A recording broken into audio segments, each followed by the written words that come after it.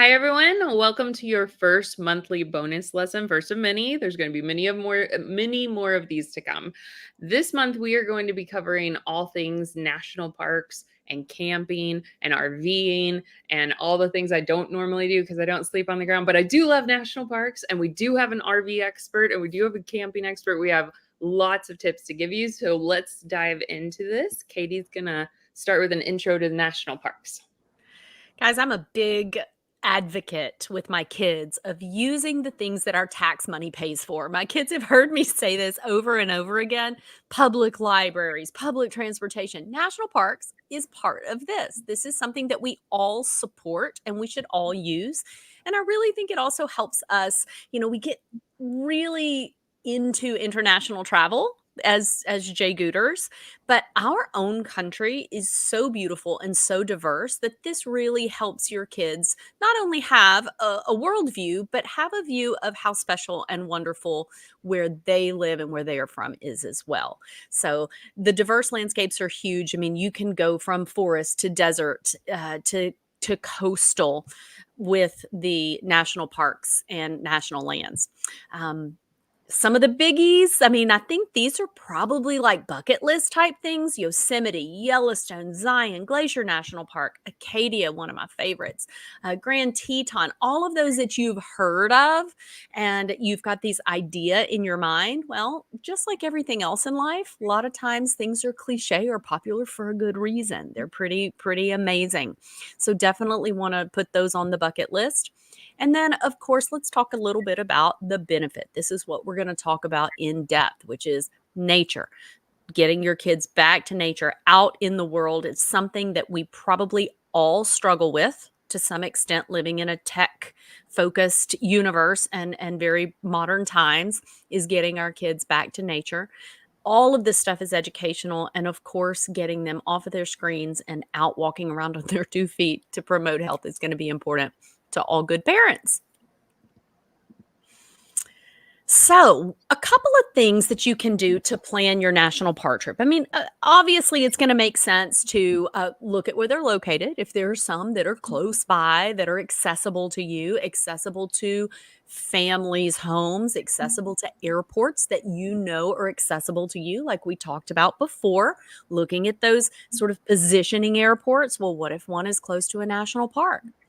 But one thing that can be really interesting is some of the lesser known parks. Guys, these can be the big parks can be like Disneyland on Thanksgiving week, right? Like they can be extremely crowded and in my opinion, takes away a little bit of why we go to the national park to kind of get back to nature and escape the hordes. So some of these smaller parks or lesser known parks that are in different areas of the world can be really unique and give your kids a unique experience. So maybe all their friends have been to Yosemite, but who has been to Congaree National Park, right? That's a very Googleable thing. What are the least visited national parks, etc., right? The NPS app is fantastic. This is especially good for parks that have some peculiarities about them. For instance, Zion National Park. You have to sometimes enter a lottery for space on the shuttle bus that takes you up to the higher elevation hiking trails. So the National Parks app is going to clue you into all of that. It talks about road closures. If you're on shoulder season or in some of the more harsh weather condition seasons, there are roads in these national parks that are not serviced year round. They often close, snow, ice, mudslides, rocks, whatever they are. I mean, we're talking about nature. So it's not a 4-lane superhighway, right? Any kind of alerts like that are going to be super important for safety and just to make you aware and sort of tuned into your surroundings, which I think is probably some advice we're going to kind of hammer down on over and over when we're talking about nature-based travel. Mhm. And then let's plan some activities that we know are going to be fun for our family, right? We want to be able to plan family friendly activities. Are your kids big into animals? Do you want to go somewhere where you can spot wildlife? Your kids into stargazing? That's a great one. Like some of these places are extremely dark at night and they're perfect for bringing your telescope or just looking at the constellations. Sometimes just even picking like the name of a trail for each family member, like I pick them like racehorses, right? Because they're very creative. Trail names in national parks are very creative. So let your kid pick a trail based upon the name they like. Anything that will sort of engage your kids, pay attention to their abilities and their likes, their temperament, right? This is something that's a common theme. Know your kids, push them a little out of their comfort zone, but don't go crazy or it might backfire on you. So being able to plan those things based upon the people that you're traveling with. That probably goes with the length of the hike and the trail that you select as well, right? You could always hike more if you walk the trail and decide we've still got plenty of energy. But if you set off on a long hike and it's there and back, you're kind of stuck at that point. So Exactly. a little smaller. And a lot of trails that I think are particularly family friendly are loop trails that start and end in the same place, but you have different terrain along the whole way. So if you're not familiar with that concept, to me, that's better for hiking with kids and teens than out and back trails. Out and back means it's like a straight line into the wilderness and you take the same trail back. That can be monotonous, can be boring, you know how kids are. A loop trail, you have a pretty accurate idea of how much time it's going to take. And if you stay on the trail, you come right back to your starting point. So those are a lot more friendly to new hikers than taking multiple trails to end up in a whole different area of the park, having to take a shuttle back. That's something that's very common in the larger parks like Zion, where you'll hike to one area, but you'll have to catch a shuttle to come back. So definitely do that. And the other thing about hiking, and we may talk about hiking a little more, but very, very important thing to know about hiking is to time it properly. I have a really hysterical story about hiking Angel's Landing in Zion.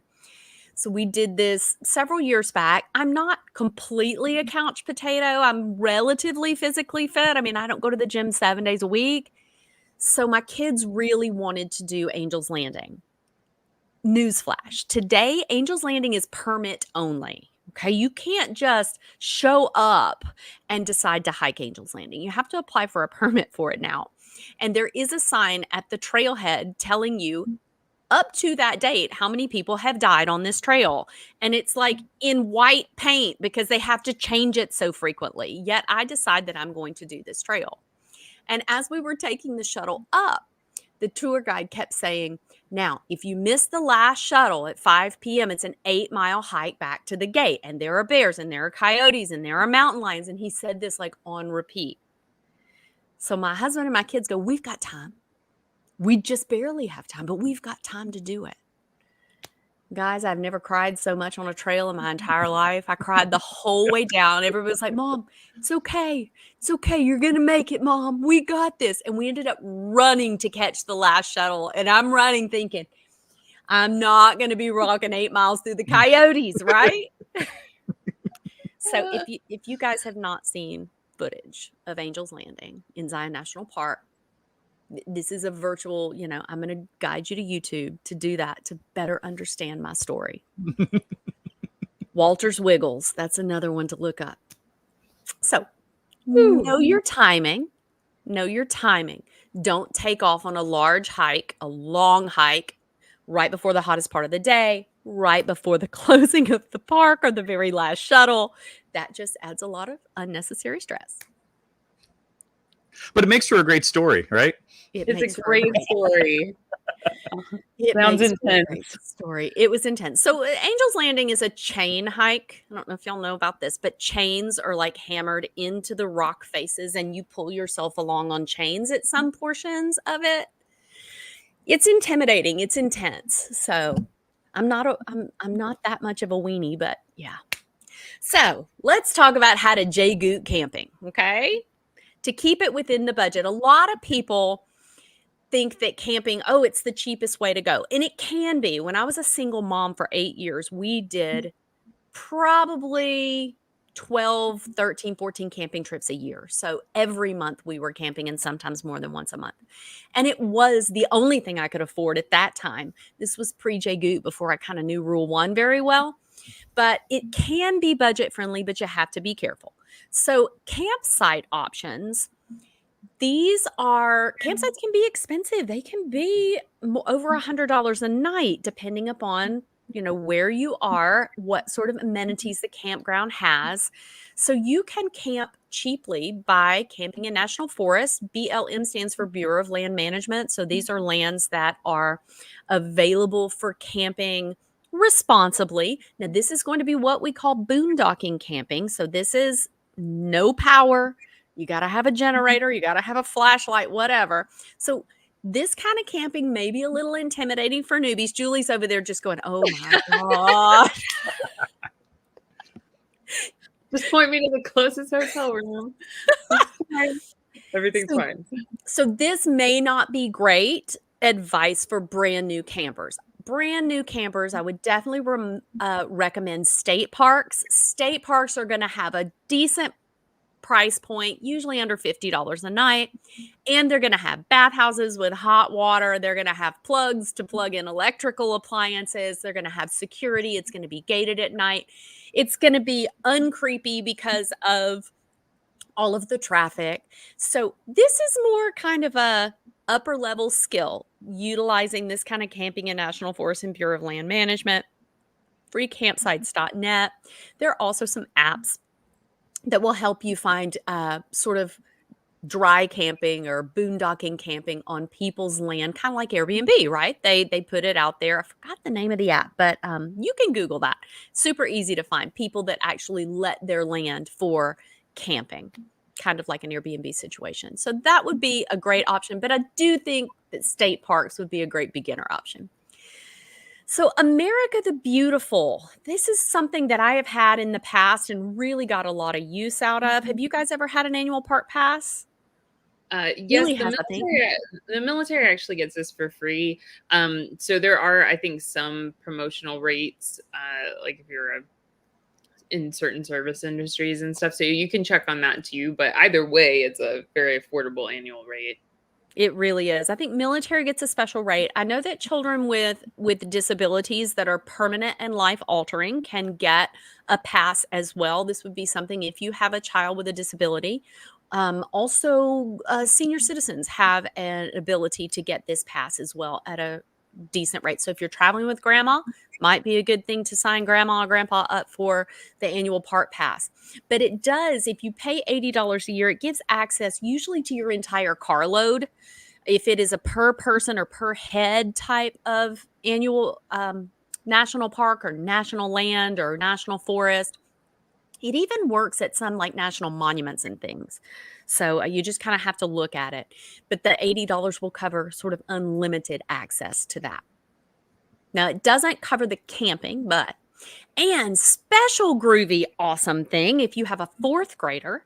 So the National Park Service offers a free National Park Pass to every fourth grader in the United States. It also works for fourth grade teachers. So why fourth grade? It's on their website. Go to everykidoutdoors.org and you can read more about this. But if you have a fourth grader, this needs to be your year to do the national parks, national historic sites, all that sort of thing, because this is the prime time to appreciate this sort of thing. So usually if it's like a per head thing, it will admit the fourth grader and then all the children under 16 and up to 3 adults for free. If it's a carload type entrance, which a lot of national parks, national lands are, it will admit the whole car with the fourth grader for free. So if you got a fourth grader, definitely get to everykidoutdoors.org. All right, let's talk about gear. So, gear is a little bit of a sticky wicket, and I'll tell you why. Julie, you can go ahead and throw up that first bullet. Here's the deal. You got to consider, do we know that we're going to like doing this? Are we just kind of testing the waters, right? Because camping is definitely either an acquired taste or it's for some people and not for everybody. Do I think everybody can actually enjoy it if you glamp it up enough? Yes, I do. But do I think everyone needs to go to REI and drop $800 on a family-sized tent to try out camping to see if they like it? No, I think that's probably a poor idea, actually. I would say that your Academy Sports, your Walmart tents, they're going to Costco, they're going to be okay to try it out. Now, one thing I will say is that more budget-friendly tents do have a problem in rain with leaking. So you got to kind of balance that. If it rains and all of our stuff gets wet because we had a cheap tent, is this going to set us off of camping forever? So what you may want to consider, and what I probably think, even as a sustainability thing, because we're going to be talking a lot about sustainability in the environment while we're talking about camping, is look for used or borrowable equipment. Hit up your friends on social media. Guys, my kids want to go camping. My husband wants to go camping. Who has some gear we can borrow just to try it out? I think that's a great idea. It's sustainable. You can get a higher quality tent for the same price as a budget tent on Facebook Marketplace or Craigslist, because there are some people that go whole hog and then decide it's not for them. So any bit of camping gear, I think to thrift that, borrow it, or get it secondhand is a really good sort of middle ground.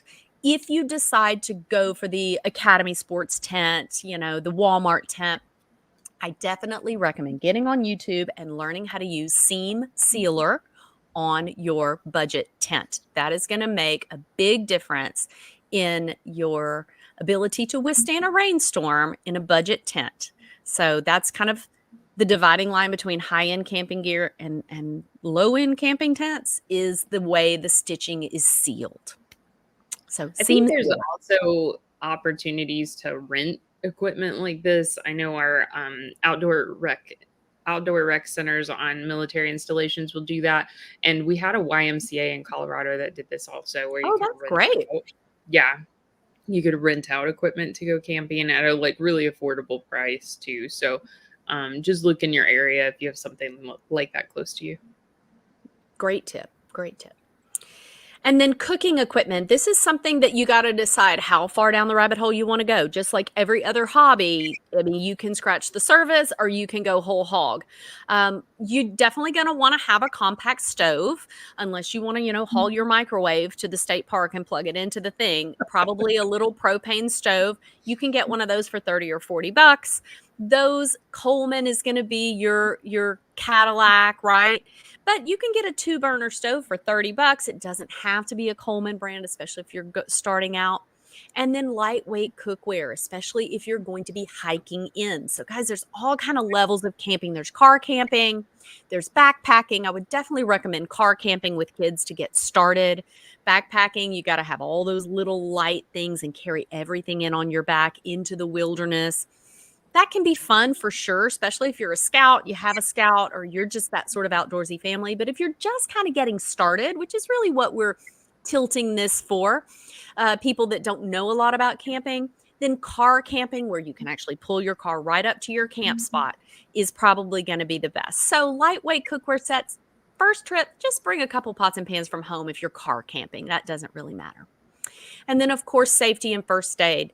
No matter how close you are to, civilization, let's say you're at a state park, you're still going to want a first aid kit, because you're going to be out in nature. You're going to be, around sticks and rocks and things like that. So boo-boos and scrapes are going to be more common, and you're going to want to be able to handle those little things.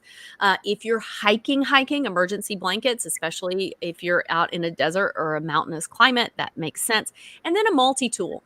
Having a pocket knife, screwdriver, any kind of multi-tool is just smart if you're going to be outdoors for any period of time. Cool. And if you're not, getting into the tent, RV camping is a little more, you get a little more of the comforts at home. There is something to be said for tent camping. We started with the backyard camping. And that's a great way just to test some of this stuff out and get comfortable before you even go anywhere. But what we do now and what we focus on is RV camping, so much so that my family of 6 is actually in an RV full time. This is what we do. This is how we live now.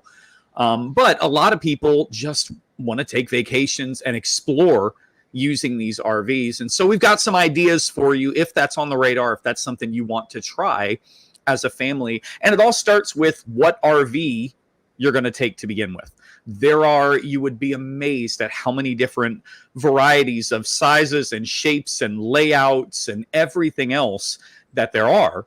And just to give you kind of a quick rundown, as this says, the Class A, these are like motorhomes, like bus style RVs that are going to be bigger, more luxurious. You can almost think like tour bus type thing that, traveling artists, musicians, that kind of thing would use. It's designed to kind of have the comforts of home, just more on a bus type feel. Class B are more camper vans. They're a lot more compact, still drivable, but more compact. And then Class C are kind of the mid-sized options where you've usually got seating up front to drive, and then in the back is the home portion of the RV where you would kind of live or camp. And then travel trailers and fifth wheels are an option as well if you have something that's going to tow them. Those are not drivable options. Those you would hook up to a tow vehicle, a truck, something along those lines. And a big thing with regard to that before you rent anything, and if you're renting an RV to take on a trip, this will be part of the conversation that you'll have. You want to make sure you know the tow capacity of your vehicle and what it can handle. There's no better way to wreck a transmission than to be towing something that your vehicle is not capable of towing. And number one, that can leave you stranded. And number two, that's going to leave you with a hefty bill, which is what we're trying to avoid here. And so you want to take that into account and know, depending on how long the trip is, what kind of trip you're taking, what kind of home type comforts your family is going to need for the trip, all of that you take into account as you're deciding what type of RV you're going to take for the trip. And along with that, the amenities that you're going to need. This is a big one. Ahead of time, you've got to decide, well, what do I need kitchen-wise? Am I planning to just cook outside on a portable stove? Then you could do something a little smaller that doesn't have kitchen functions. Do I need a full-size fridge? Is this going to be a longer trip where the whole family is here and we need plenty of food and drinks and everything else? Or if it's just a night or two or whatever the case is, you might be able to get away with something smaller. Bathroom arrangements are huge, especially for a lengthier stay and the size of your family.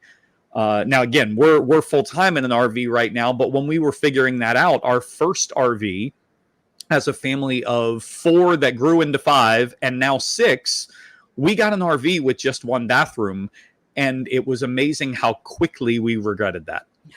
That became a real problem for a family. And so you want to know that going in. What's your home situation like? And how long can you go in that scenario? Same thing with sleeping arrangements. People don't realize it's a whole different animal when you're camping in an RV. There's a lot less privacy. There's a lot less room to spread out. You may have people sleeping in a bedroom. You may have people sleeping in a living room, as some of these couches and tables and that kind of thing convert into beds. So decide ahead of time what you want those sleeping arrangements to look like so that you have what you need when you get there. And same thing with entertainment. Again, the idea that some of the RVs today have all the comforts of home. Why would you go outside? Exactly. We've got a big screen TV in every room of our house in our RV. Which is great, again, for making it a full-time thing, but that's not really what we're talking about. If you're going on an RV camping trip with your family, the idea isn't to sit on the couch and watch TV all day. And so you've got to decide ahead of time, again, what are those entertainment options going to be? What do we need to be prepared for, both within the RV and outside? How are we going to make the most of this in order to get outside of the RV and explore some of these areas? So decide ahead of time what you'll need there. And then the RV itself, whatever slides you get or whatever size and style you get, you'll want to familiarize yourself with that RV, with the orientation. Take advantage of, they actually do, when you rent or purchase an RV, and this is on this next slide here, they'll actually do a full tour with you, a walkthrough, and show you how everything works. Pro tip, and ask before you do it, but I've never had anyone tell me no. We recorded our walkthrough on every RV we've gotten.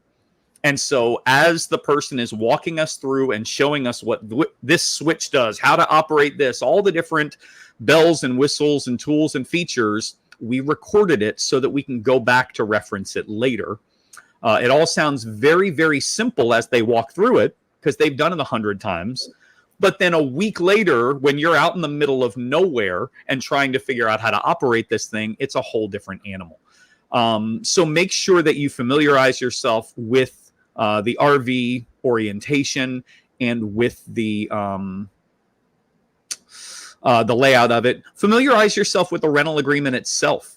The terms and conditions, all the fees and that kind of thing. You want to be wise with how you operate this thing. Specifically, there can be mileage limits, usage of your generator, cleaning fees, all that kind of thing. And so you want to make sure to read through that, ask questions, and then make sure that you get insurance.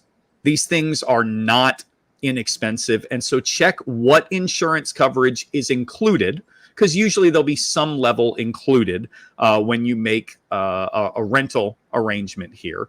But also check with your credit card company, your auto insurance company. A lot of times you can get a short-term insurance for a specific trip like that to make sure that you protect yourself.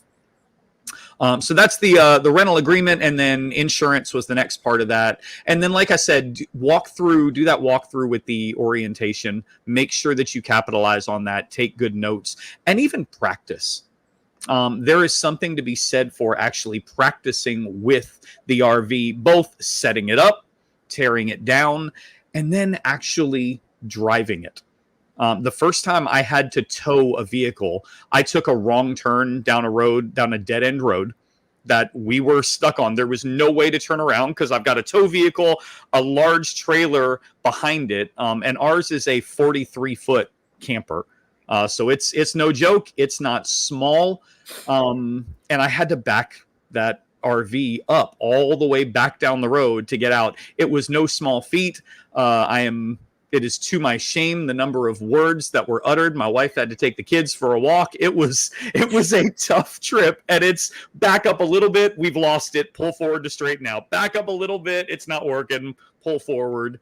And it was quite the adventure. And so get yourself some practice with it. You know, there's a t-shirt that says that, Anthony, and a coffee sure mug is. that says, "I'm sorry for what I said when I was backing the trailer." Yeah. And this is another thing. If you are not used to driving such a large rig, but you want to rent a motorhome or rent a bumper pull trailer, there are what are called pull-through spaces in campgrounds. And I Yes. really recommend those for the newbies. Backing in a trailer is a skill that, you know, my dad and I used to sit at the campground when I was little and laugh at people because it's hysterical to watch somebody that doesn't know how to do it, try to do it. Yeah, it's kind of funny, right? It's don't overestimate your skills with that. Go ahead, pay a little Yep. more for a pull-through slot, which is sort of like a horseshoe shape. So you just pull in and stop, and when you're ready to leave, you just pull out. It's really, really nice. But that's what Yep. it will be called a pull-through versus a back-in spot. Yep. No, that's a great point. And know the size of the spot. Different places will have limitations on how big your camper can be. We didn't realize this. We chose this anyway because, again, it's full time for us. So we chose to go with a large camper. But there are a lot of places that will not rent space to us. We cannot bring our RV to a lot of places because it's too big. And they don't have the setup. They don't have the space for that. National parks, I believe, are limited to 27 feet. Yeah. There you go. And so you have to do something a little smaller. And so you can kind of chicken or egg it here, so to speak. But if you decide on the RV first, then you're going to have to select your destination based on the size of that RV. Or the flip side of that, if there's somewhere in particular, if you've been inspired by one of the parks that Katie listed or something like that, that you want to go and camp at, then look ahead, find out what are their size limitations, what do they allow and not allow, and then rent something accordingly that you can take. So, but it's a blast once you do it, and it is one of the most fun types of camping there is, especially if you're not prone to sleeping on the ground, as some people are not on this particular stream. Well, I'm so out of my element right now. But I just want anyone who's maybe like that. I'm fascinated. This is a fascinating discussion listening to y'all talk about this. I did go camping like once upon a time when I was younger, and then I woke up and there was a granddaddy long legs on my pillow. And you can tell me all day that it's not a poisonous spider. It's still a spider, like in my face on my pillow, and that was the end of me camping. That was literally the last time I did that. So for anyone here that's like, oh, this sounds so nice, nature sounds great, but I really like hotels, I'm going to hook you up. We have a really cool bonus. We'll talk about it later towards the end of the lesson, but don't worry. I got you. Stay tuned in. Don't leave us yet. If you cannot fathom sleeping outside, don't hang with us. So Katie, you want to talk to us about some of these hidden gems?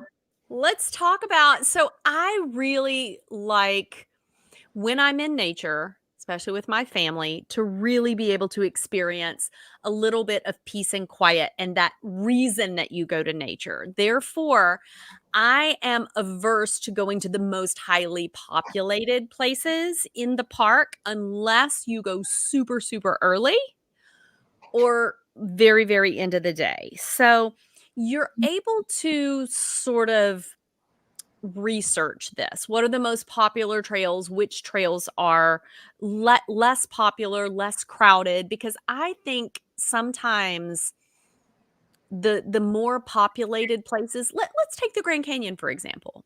The south rim of the Grand Canyon is like an amusement park national park. Like, it is very developed, very populated.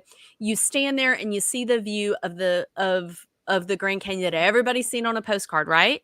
The north rim is completely different, very undervisited, and beautiful in its own way. I enjoyed the north rim way more because I had that moment of peace with nature. I have this beautiful picture of my kids out overlooking the Grand Canyon on this overlook. They're the only ones there. Had we been on the south rim, there would have been 400 people in my photo, right?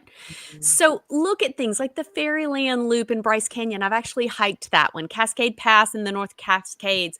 Those are hikes where you're not going to be hiking en masse with a million other people, right?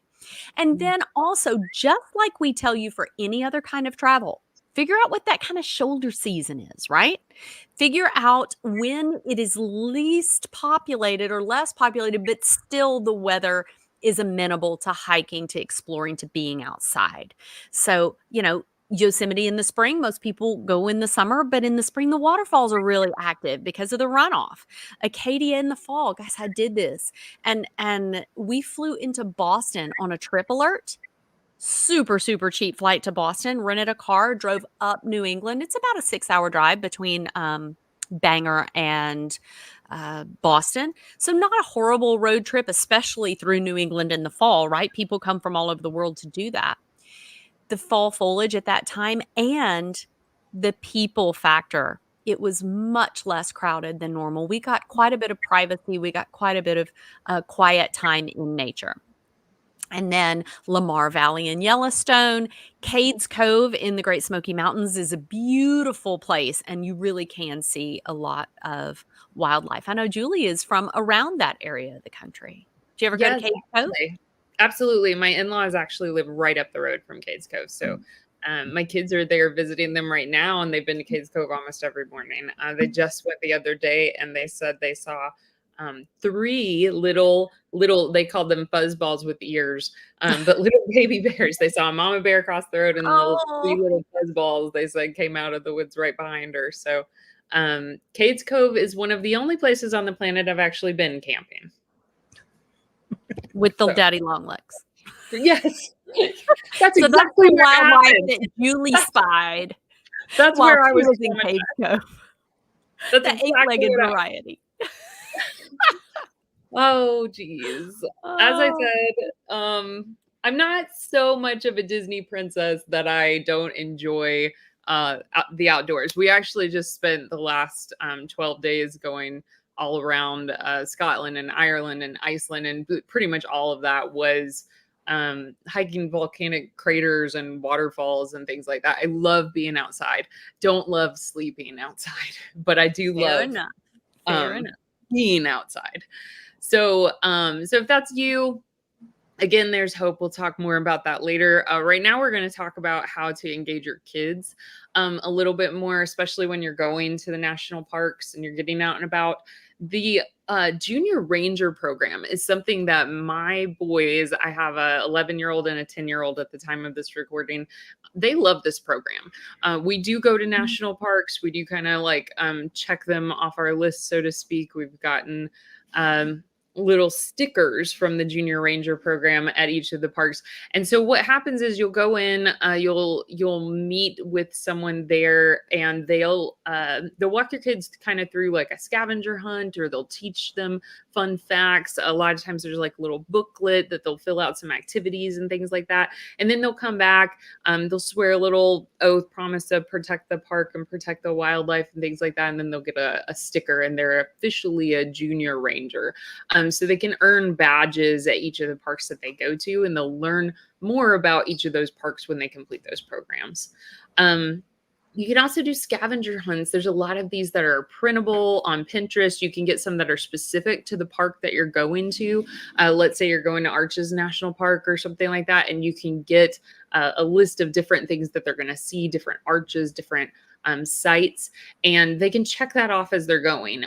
Or if they're going through Cades Cove, maybe you're checking off different wildlife that you're seeing or something like that. So scavenger hunts are a great way to keep your kids engaged, especially when you might be out on the trail for hours at a time, to keep them keep their eyes open, ears open, and keep them more engaged in the activity that you're doing together as a family. And then this passport program, Katie's actually going to show you a real life example of it, because I don't have mine here with me in Italy, which is where I'm at currently. But I do have a passport as well. And my kids and I have done this too. You can get a stamp when you go to these parks. So Katie, tell them more about that. So the National Park Passport Program is a really, really cool program. You can see it looks kind of like a passport, but it's spiral bound. It's clearly thicker than a passport. And it says it's your passport to the national parks. It's really cool. It has like a little folder on the inside that's plastic to hold extra stickers or stamps. And then it's got maps that talks about the different regions of the parks here and which national parks are in which region. And then there are places to put these beautiful full color sticker stamps that are released by the National Park Service every year. Like you can see, this one is the Statue of Liberty. So that is actually a national monument. And then this one is San Juan National Historic Site. So not just the parks, but the historic sites. This one was in Puerto Rico that we went to. And if you can see closely, there's like a stamp like you would get in a regular passport that has the date on it. So everywhere you go in one of the visitor centers, there is going to be a place to stamp the passport book. And you buy the stamps. Now, it's a little bit of a racket. Sometimes you can buy the single stamp, but it's a little bit of a racket because they sell it on a sheet. So there may be only one park that you need the stamp of the sheet, but that's okay. I just keep them all. I keep them in a little envelope, and I keep them with my travel stuff. And before we go on a trip, I go through and see if I have any of the stickers already purchased, because they're released yearly, kind of like this is the year 1997 had all of these national parks, and then they'll release another one. But it is a lot of fun. You have to figure out where in the park is the place that will stamp it. Like when we went to Mammoth Cave National Park, you see there were 4 areas in the park that had the stamps. And so these are different areas in the park with different days that we visited Mammoth Cave. And it's just a really great souvenir. I was telling them before we went live, I said, this is one of those things that if my house were burning down, I would grab this because it is so full of memories. I remember my kids fighting over who was going to get to stamp, and buying the stickers and trading the stickers, and it's just a really cool thing. It's also a very interesting book because you can read and research right here in this pocket-sized book about the different national monuments, national parks, national forests, etc. So I highly recommend the Passport program. If you find yourself at a national park or a national monument and you don't have your passport book, that has happened because sometimes they'll kind of sneak up on you.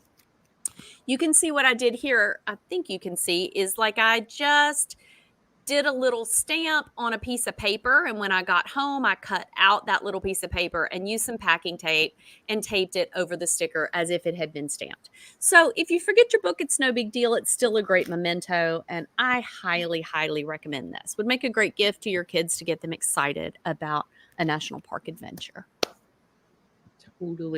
Totally agree.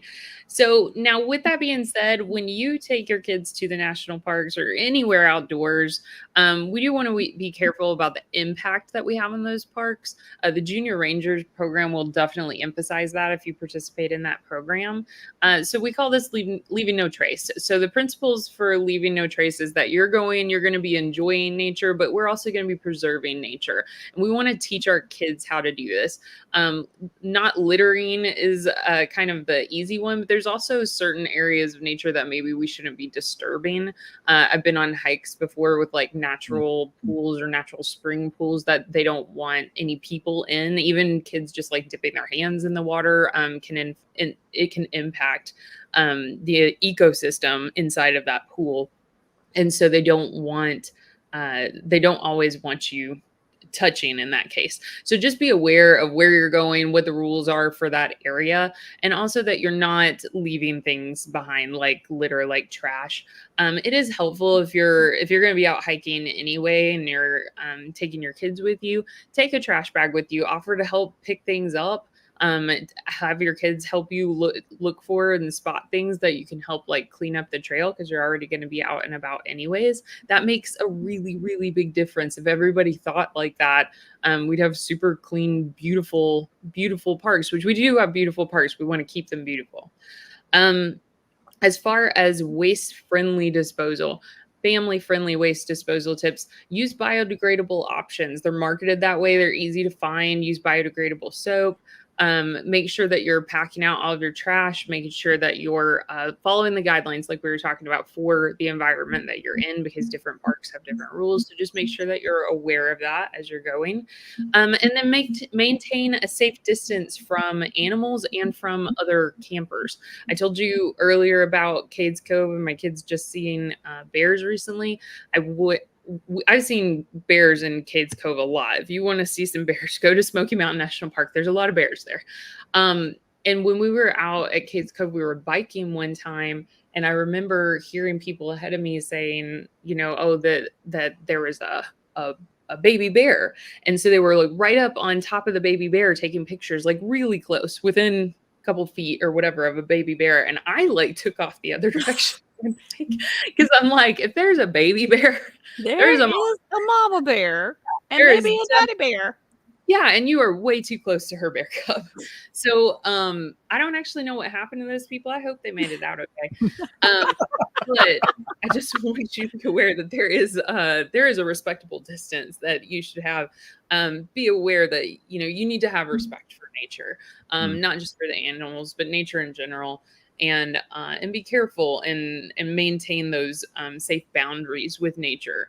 And as far as keeping your noise level down, especially if you're in the campgrounds that we talked about, where you're going to have a lot of other like neighboring tents, neighboring families around you, just be aware of that and be respectful to other people and their experiences at the great outdoors as well, because you're not going to have the soundproofing that you might have in a hotel. And one thing that's a little bit of camping etiquette that it's very clear that new campers don't always know, which is your campground is sort of like your backyard. So cutting across people's campsites is a big no-no that I see newbies camping doing, and it really enrages Mama and Pawpaw that have camped there for 47 years. So to make kids welcome at campgrounds, which they always should be because it's an awesome opportunity for kids, make sure that they respect the boundaries of each person's individual campsite as if it were a fenced-in yard. Mhm. All right. Pitfalls. It's just a joke. This happens not a lot, right? There's Mama Bear. There's Mama Bear in the igloo cooler. All right. Not making reservations in advance. Guys, this was probably one of my closest calls with a national parks trip. And that was showing up at Mammoth Cave National Park thinking that we were going to get to tour Mammoth Cave without a reservation. Those reservations were gone years in advance, it seems. And they had, I think, 15 tickets or something in a lottery that you could stand in line for in the morning, but otherwise it was all sold out. My sweet husband got up at 4 in the morning, started standing in line at 5 a.m., and got us tickets. But otherwise, we would have made and planned a trip to Mammoth Cave and not gotten to see Mammoth Cave. Pay attention to reservations, especially during peak season. Ooh, it's worse than Disney World. Yeah, it can be pretty bad, pretty bad. So, underestimating weather. Guys, this one's huge. You got to pay attention to weather. You're going to be out in it, right? So, it can be pretty unpredictable. I have gotten stuck in bad weather in a bad situation camping before, had to run for the hills with my kids during straight line winds at Gulf State Park, which is actually on the beach, kind of close to where you are now, Julie. It's a beautiful park. But you have to have a contingency plan to get out because you've got to be aware that elevation can cause disturbances in the weather where it can change very quickly. It can be dangerous. So that is something you have to prepare yourself for. You know, I preach, don't go overboard on the what ifs. But I think when you go out in nature, the what ifs are definitely something that you want to cover and make a contingency plan for, especially weather. And you, Hydration is a big one. yeah, and you need to be paying attention to weather even when you're trip planning, because there's going to be some places that you're going to that, you know, if you're not paying attention, you might be heading up to see some beautiful mountain scenery in Colorado, and those roads are actually closed at that time of year or something like that. Especially if you're talking about those higher elevations. Where the roads get closed for snow or get closed for ice, because some of those roads are no joke. I mean, you're kind of like right on the side of a cliff. Exactly.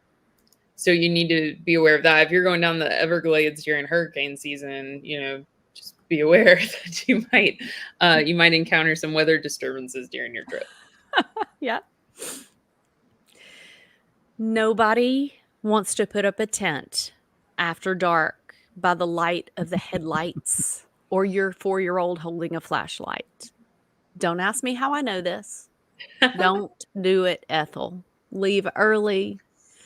Don't arrive after dark. I can't tell you how many times I did this because I'm a nurse, right? So I would get off at 7 on a Friday and I'd want to take my kids camping. And I was a very experienced camper, had put my tent up 40 or 50 times in the past. It's still challenging. So please do not go camping for the first time and arrive after dark. You will hate yourself and you will not give camping a fair shake. So campsites are not well marked. The other thing is people sleeping in tents. If you drive in with headlights while after they've gone to bed, it's like lighting up their tent like you know, Close Encounters of the Third Kind or whatever. So don't arrive late. A lot of times they will actually lock the gates to campgrounds and you can't arrive after a particular time. So do that. Don't underestimate the terrain. Don't be me on Walter's Wiggles. I want y'all all to Google Walter's Wiggles and you'll see why. Rocks, steep trails, uneven ground. If you have toddlers, if their legs are going to give out, remember, you still have to do the terrain with them on your back. Be reasonable, take it slow. Don't underestimate the terrain. It can be really challenging. I find YouTube super helpful. There are YouTube videos of almost every national park trail taken from someone's GoPro, start to finish. If you have any question about whether or not this terrain is acceptable or appropriate for you or your family members, watch the trail on YouTube. I promise you, you will find someone has recorded it. The hardest parts, the easy parts. It's kind of like they do that for roller coasters too at Six Flags to see if you really want to take that ride. You can do that with trails as well. Also, realize that your cell signal may go kaput. It may not be able to get you to your GPS or to your maps. So if you're unfamiliar with how to use offline maps in Google, please familiarize yourself with that. You can Google that, figure out how to use offline maps, download them to your cell phone beforehand. Make sure you're carrying a power pack, like a battery pack, a portable charger for your cell phone. They make solar chargers for your cell phone, which will work well. And if all else fails, have a good old paper map stuck in the back of the backpack, because that is not going to lose signal. You know, it's not going to run out of battery. But offline maps is typically my go-to, because you're going to have GPS signal even if you don't have cell signal. So the offline maps will help you navigate. And it's worth it letting someone know where you are who isn't on the trip with you as well when you 100%. take these kind of trips, because you may not be able to be reached. You may not be able to call, you know, if you're having cell phone signal issues and that kind of thing. And so it's good that someone back home who does have cell service knows where you are and when to expect to hear from you. So if there are any issues, danger, whatever the case is, they can call someone for help. And clearly, guys, we're being overly cautious here. Most hiking in national parks is super safe, especially those that you're going to be doing with your family. There are tons of people on the trail. You're going to meet other families. You know, they're very well marked. So don't let this intimidate you. But there are stories, and we've all seen them, of people that get in over their heads because they're too ambitious. So play it safe. I'm not a huge what ifer, but play it safe with nature, because it can be unpredictable. Yep. What's mostly unpredictable is the wildlife, as Julie was talking about. You know, stay away from wildlife. You don't need a selfie with a buffalo. How many people have been injured by buffaloes coming up close to them and selfieing, trying to pet them? This is not a petting zoo, guys. They are wild animals. You are in their habitat, not the other way around. So be respectful of that. If you're going to be camping, even in an RV, they recommend, if you are in bear country, to use bear boxes or to suspend your food. So if you're camping in bear country, you will have normally, if it's a developed campsite, you are going to have a stainless steel bin with a padlock on it that is bear proof to keep your food in. Bears can smell that stuff. RVs are well made these days, but they are not impenetrable for a bear that wants in. A bear can break into your car. There have been pictures of people putting in their car. Don't attract the bear to the inside of your car. That's not smart either. Use a bear box, hang your food, or, you know, Juliet in bear country, and just find a nice Hyatt that's nearby. Juliet. We have recommendations for this. Once again, in remote areas, if you have something go wrong, you need to be able to do a quick fix, first aid wise, headaches, blisters, Band-Aids, Neosporin cream, that sort of thing, gauze, basic first aid. You want to have that with you. All right, so here's our look at what's coming the rest of the year. We have all of these lessons coming each month for you, as well as the Q&A sessions every month, where you're going to be able to get on live with us and ask us any questions you want. We're really looking forward to seeing you this month. As on an inclusion, a bonus for this August lesson, you also have a PDF file. I will link it below the recording of this video. And it will also should have been in your email and your newsletter for August as well. That PDF file is exactly what you need if you want to Juliet. Okay.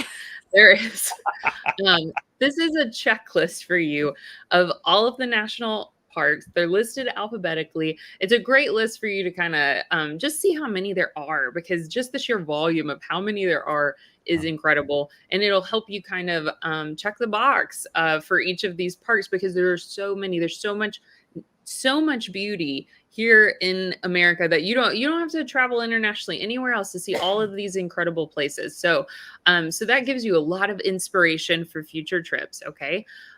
Because we want to help you JGOOT it, the columns on this PDF file are also showing you some must-see sites while you're there. So that helps to give you some inspiration for that trip, as well as the closest airport. And this is great for you so that you can start looking for some of the deals that we've taught you how to find with Rule 1 and Rule 2 travel, as well as a whole list of hotel recommendations. And we did try to keep those keep Hyatt's on that list as well in case you want to stay at Hyatt, because it's really easy to transfer from Chase to Hyatt. And those point redemptions are going to be a lot lower than other hotels. So you have some recommendations there if you want to Juliet and go to a hotel and you still want to go see these national parks, because I love the national parks. I encourage you to get out there and see them.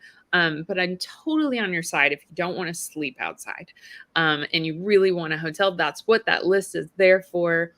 And the airports are going to help you with being able to position close to these parks. Anything you guys want to add? No, I think we covered it. Just it's an amazing experience to give your kids, especially in the world that we live in. We live in such a tech-centered world, and I really believe that giving them these outdoor experiences is a huge, huge opportunity for modern kids. And I firmly encourage each of you, if you've never done this sort of thing, even if you're completely not outdoorsy, there is beauty in the national parks to be had for every sort of temperament, every sort of taste. So go out there and do it. Absolutely. All right. Well, we will see you on this month's Q&A session. And then coming up next month, we are going to be discussing all things relating to holiday travel so we can help you get your trips ready for this year. And this includes how to find the deals for holiday travel, as well as just tips for keeping holiday travel stress-free, because we know how stressful that can be. So we will see you in the next lesson. Happy travels. Bye. Happy